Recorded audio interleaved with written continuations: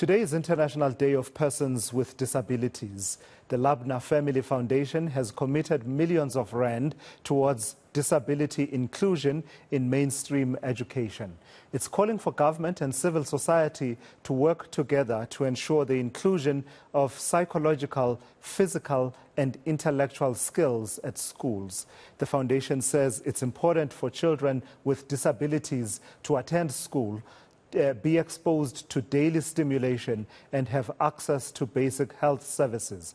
Well, let's talk now to Marc Lubner, who is chairperson of the Lubner Family Foundation. Marc, good afternoon. Thank you for your time. So, you are directing a lot of effort and a lot of resources towards a specific area dealing with disability, the access to education and educational stimulation and other stimulation.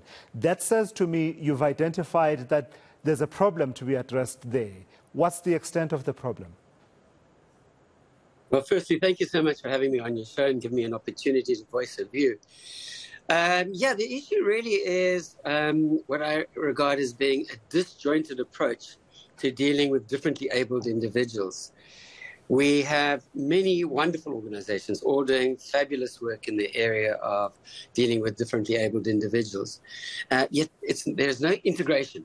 There's no collusion between parties that necessarily sees a child who might be born with a disability or who necessarily through an accident finds themselves in unfortunate circumstances. And they're not only educated in terms of school curriculum, but they're educated psychologically, socially, to be able to interface and become productive members of society. We seem to have this mindset that these individuals need to be looked at different times of their lives and by giving them different sets of services, and the hope that maybe somewhere along the line they will fit into society. But they should be part and parcel of mainstream society, not just mainstream education, mainstream society. So how prevalent is it, Marc, the situation where a family has a child with disabilities, but they just don't know how to deal with that process going forward? For instance, around issues of special schooling, if there's need for special schooling, or even that the child could actually attend a school that is not classified as a special school, but without that knowledge and access to that information ends up keeping the child at home, meaning that there's no intellectual development or other stimulation.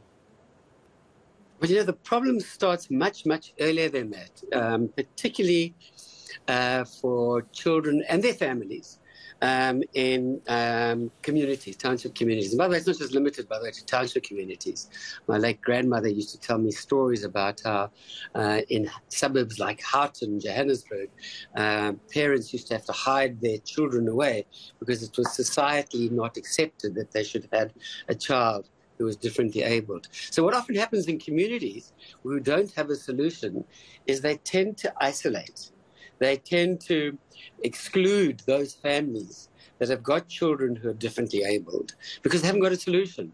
But when they do find a solution, I find, for argument's sake, with our Smile Foundation, when we've managed to operate a child who's got a cleft lip, for argument's sake, or facial paralysis, when they come back into the community, they embrace the spirit of Ubuntu.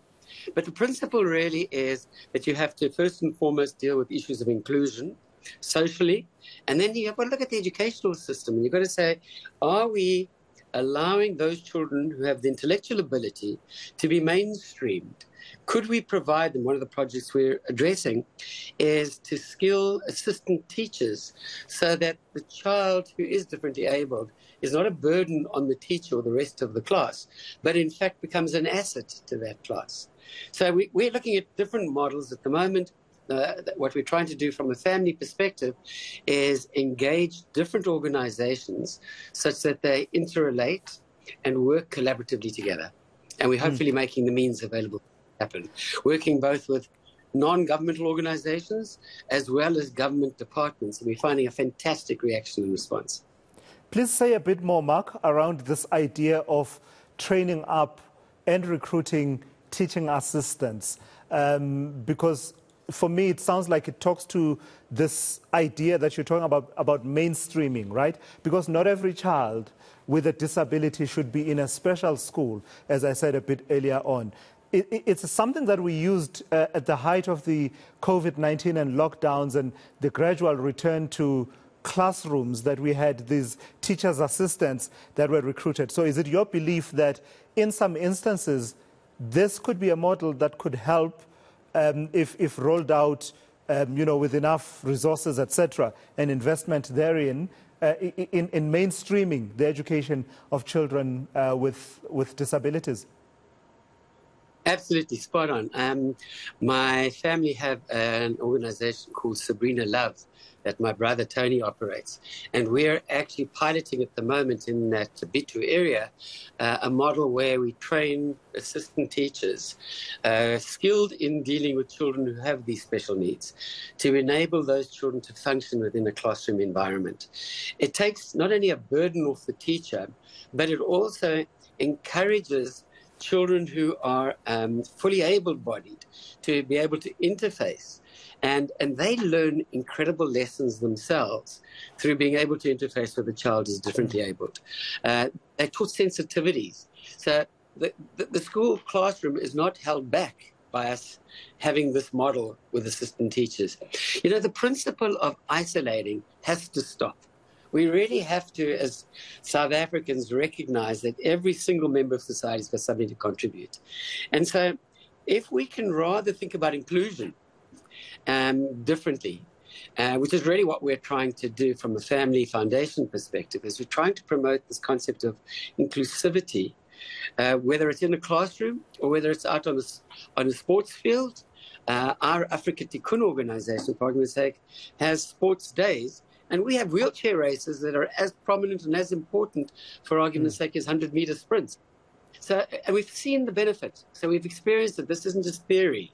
And they're remarkable organizations, all doing incredible stuff, but there isn't any organization that's pulling them all necessarily together. And I think that's what's government appealing. Let's wrap on that note then. Tell me about the efforts that you are engaged with now and how they could contribute to that coordination. Because from what you describe, it does sound to me that there's a lot of good work being done by individual organizations, as you just said. There's a lot of good work that government itself is doing, but it's just about coordinating. And for me, from this conversation, it sounds, Marc, like there's need for a policy, a bold policy move, right? That will say, we can't keep diagnosing what the disconnect is. We've diagnosed, we know what the problems are. Here's the policy direction, especially as it will play out in schools, which is a gateway also to economic opportunities later in life. Correct.